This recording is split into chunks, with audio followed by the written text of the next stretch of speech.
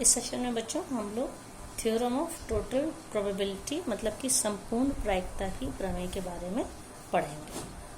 तो पहले अब हम लोग इसमें ये देख लेते हैं partition of a sample space मतलब कि प्रतिदर्श समष्टि का विभाजन क्या होता है, क्योंकि उसी से रिलेटेड है ये थ्योरम। तो अगर कोई है सैंपल स्पेस S है जिसके कि E1, E2 up to En partitions हैं, तो इसमें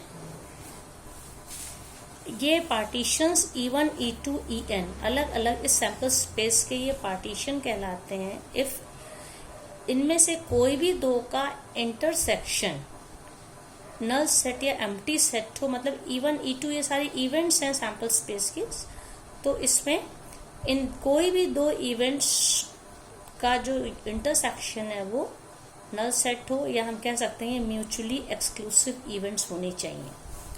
आपस में इनमें जितनी भी इवेंट्स को हम लें वो म्यूचुअली और वो सबकी सब इसकी सबसेट होंगी, म्यूचुअली एक्सक्लूसिव होनी चाहिए। सेकंड कंडीशन क्या है कि इन सारे जितने भी किसी भी सैंपल स्पेस के हमने जितने भी पार्टीशंस किए हैं उन सब का यूनियन सैंपल स्पेस के इक्वल होना चाहिए, और इनमें से जितनी भी इवेंट्स हैं इनमें से कोई भी इवेंट हम उठा लें उसकी प्रोबेबिलिटी ग्रेटर देन 0 होना चाहिए।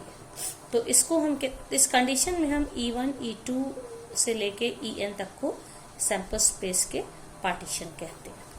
तो अब देखिए थ्योरम ऑफ टोटल प्रोबेबिलिटी क्या है कि कोई भी अगर इवेंट A है, for any event A PA is equals to, इसे हम एक फॉर्मूले के फॉर्म में याद रखना होगा इस टोटल प्रोबेबिलिटी के थ्योरम को, कि इवेंट अगर A है तो यहाँ पे हमने क्या बताया पहले, E1, E2, E3, E4 up to En ये सारे सैंपल स्पेस S के पार्टीशंस हैं। तो PE1 into P of A by E1 आपको याद है ये कंडीशनल प्रोबेबिलिटी है। इवेंट A की प्रोबेबिलिटी जबकि E1 ऑलरेडी हो चुकी है, ये हम लोग पहले डिस्कस कर चुके हैं। कंडीशनल प्रोबेबिलिटी है सप्रतिबंध प्रायिकता।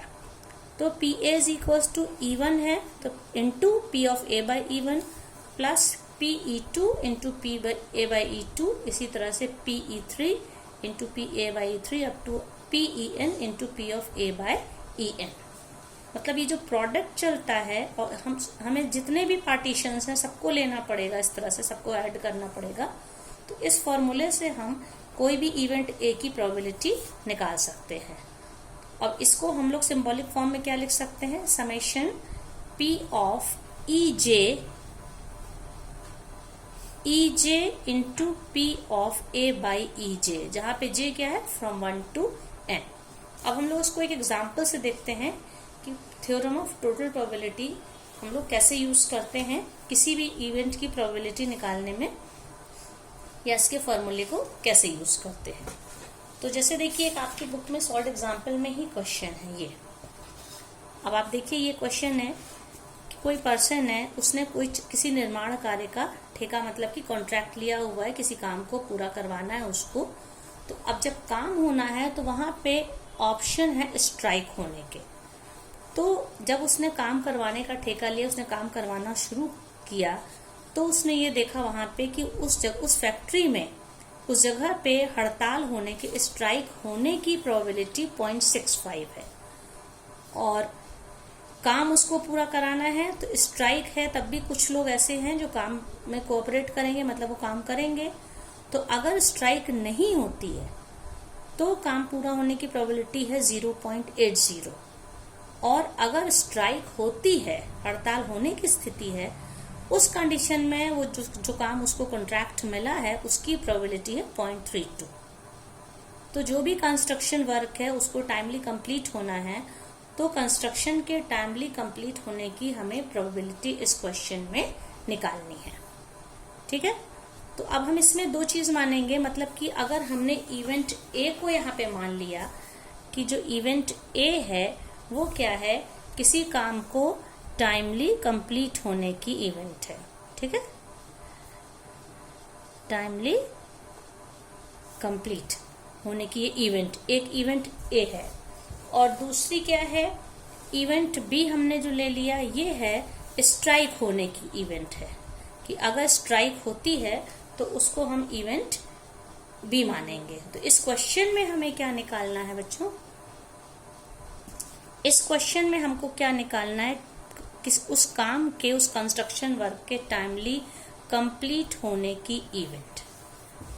ठीक है, तो अब देखिए इस क्वेश्चन में क्या दिया, जैसा कि मैंने ये बताया था कि स्ट्राइक होने की प्रोबेबिलिटी 0.65 है। तो हमने बी क्या माना था, इवेंट बी को माना था स्ट्राइक होने की इवेंट। तो according to this question P B, it is given in the question, P B है 0.65, मतलब स्ट्राइक होने की इवेंट है 0.65। तो अगर पी बी ये है तो स्ट्राइक ना होने की इवेंट पी बी डैश, जिसको हम लोग कहेंगे, वो क्या हो जाएगी 1 minus P B, that is 1 minus 0.65। तो ये वैल्यू कितनी हो जाएगी 0.35।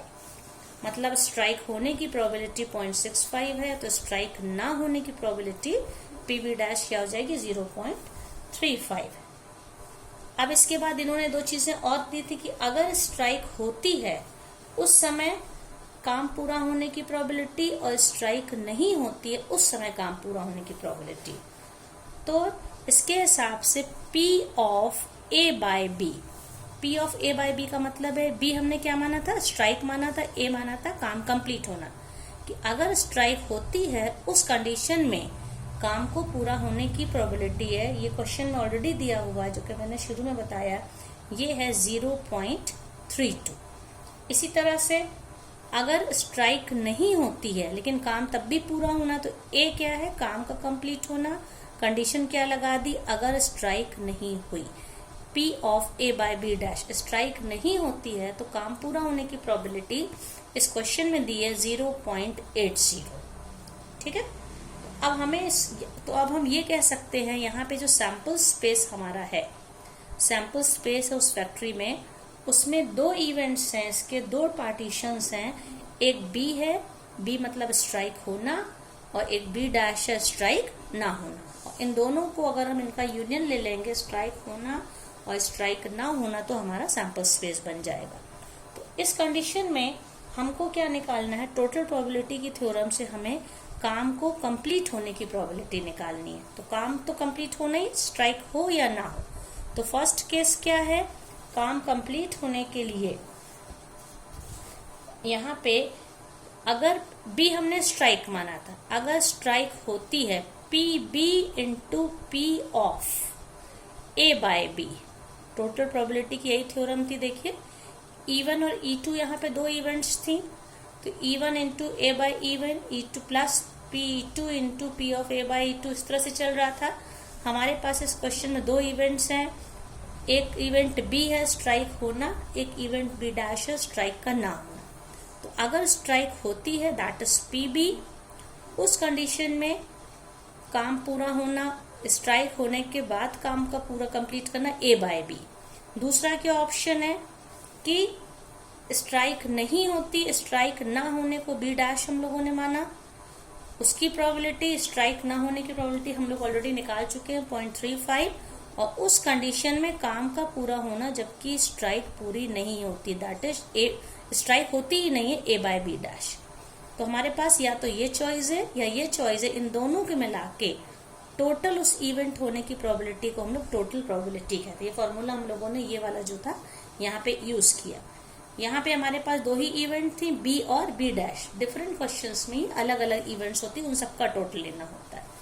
अब हम इसकी वैल्यू को रख देंगे क्योंकि हमें काम पूरा होने की प्रोबेबिलिटी निकालनी है, काम पूरा होने की इवेंट को हमने ए माना, इसलिए हमें इस क्वेश्चन में पी ए निकालना। बस हम सारी वैल्यूज को हम रख देंगे। पी बी कितना है यहाँ पे, देखिए ये क्वेश्चन में दिया हुआ 0.65 into P A by B, अगर स्ट्राइक होती है उस कंडीशन में काम पूरा होना, ये है 0.32, प्लस सेकंड क्या है, स्ट्राइक ना होना, स्ट्राइक ना होने की प्रोबेबिलिटी 0.35 है, तो पी बी डैश यहाँ पे कितना है 0.35 इंटू स्ट्राइक नहीं होती उस कंडीशन में काम पूरा होने की प्रोबेबिलिटी है 0.80। अब इनको जब हम मल्टीप्लाई करके सॉल्व करते हैं तो फर्स्ट का प्रोडक्ट आता है 0.208 और दूसरे कंडीशन में प्रोडक्ट आता है 0.28, और इन दोनों को जब हम लोग ऐड करेंगे तो 0.488, तो काम के टाइमली कंप्लीट होने की प्रोबेबिलिटी दैट इज PA है 0.488, जिसको कि हमने किस फॉर्मूले से सॉल्व किया, थ्योरम ऑफ टोटल प्रोबेबिलिटी के फॉर्मूले से।